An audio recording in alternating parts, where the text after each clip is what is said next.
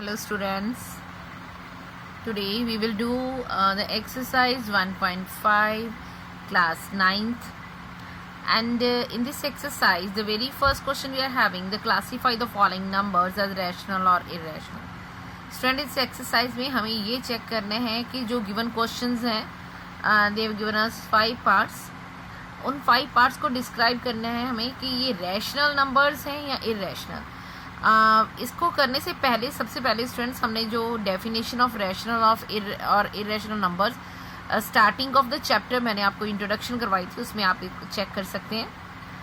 And another thing is that हमने कहा है कि कोई भी अगर इरेशनल नंबर हमारे पास होता है, as in this question is the very first part 2 - √5.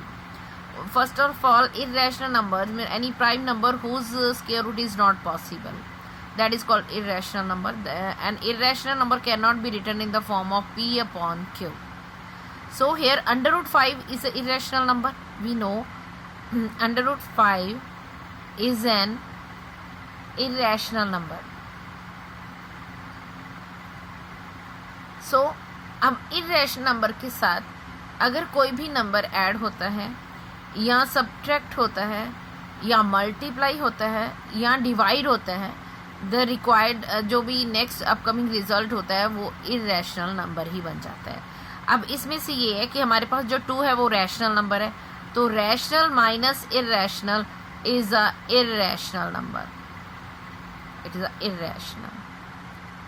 तो that's why we can say 2 - √5 is a irrational number. Is an irrational. Now students, for the second part, but students some of the parts they are given directly, means एक आपको दिया है कि irrational number है, उसके साथ कुछ subtract है या add है, तो हम डायरेक्टली बोल सकते हैं कि irrational है.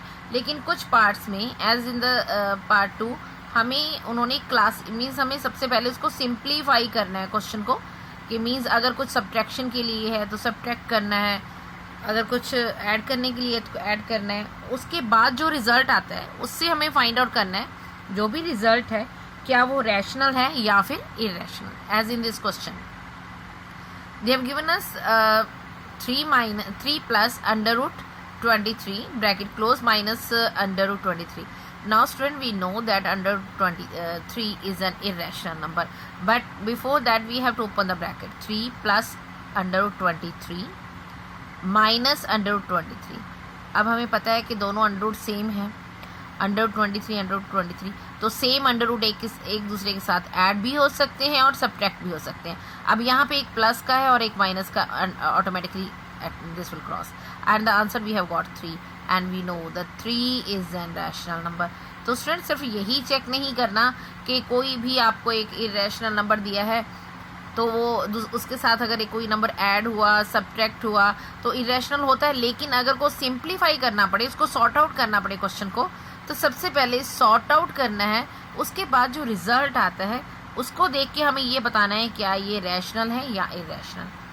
थर्ड पार्ट है हमारे पास 2 √7 upon 7 √7. Now in this question फिर से वही मैंने आपको बोला कि पहले सिंप्लीफाई कर लीजिए. अभी √7 के साथ √7 डिवाइड हो रहा है, तो √7 सेम √7 नीचे है और ऊपर कट हो गया, तो ये आंसर बचा हमारे पास 2/7. और 2/7 क्या है हमारे पास? Rational number.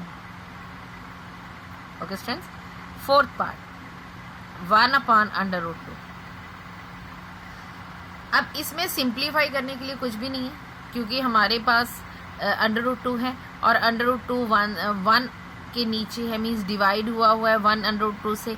और मैंने आपको बोला कि अगर कोई भी नंबर इरेशनल नंबर के साथ मल्टीप्लाई होता है या डिवाइड होता है या प्लस होता है या माइनस होता है तो वो इरेशनल होता है, अनलेस अनटिल देन कि उसकी कोई सिंप्लीफिकेशन ना हो. सिंप्लीफाई करने के बाद उसका अभी ऑलरेडी सिंप्लीफाई आगे इसको हम डिस्क्राइब कुछ कर ही नहीं सकते हैं, तो ये क्या बन गया है? Irrational number. It's a irrational number. And the fifth part we are having 2 pi. अब इसमें क्या है? पाई क्या है? पाई हमारे पास इरेशनल नंबर है. पाई इरेशनल नंबर क्यों है स्टूडेंट्स? क्योंकि जब हम पाई को डिवाइड करते हैं, जो इसका नंबर आता है डिवीजन के बाद 3.14 समथिंग, कॉन्टिन्यूटी में वो कॉन्टिन्यू रहता है, मीन्स उसकी वो जो है वो उसकी डिविजिबिलिटी कभी ख़त्म नहीं होती और नॉन रिपीटिंग होता है उसमें। और जो नॉन टर्मिनेटिंग और नॉन रिपीटिंग होते हैं नंबर्स, वो हमने किए थे प्रीवियस एक्सरसाइज में। तो वो कौन से नंबर्स होते हैं? Irrational, non terminating and non recurring या नॉन रिपीटिंग। अब इसमें पाई की सिचुएशन वही है कि पाई नॉन टर्मिनेटिंग और नॉन रैकरिंग है, इसलिए पाई इरेशनल हुआ, और इरेशनल नंबर के साथ जो भी मल्टीप्लाई हो रहा है नंबर, तो वो भी क्या बन जाता है? Irrational number. So that's all with the very first question, friends, of the exercise 1.5. Thank you so much.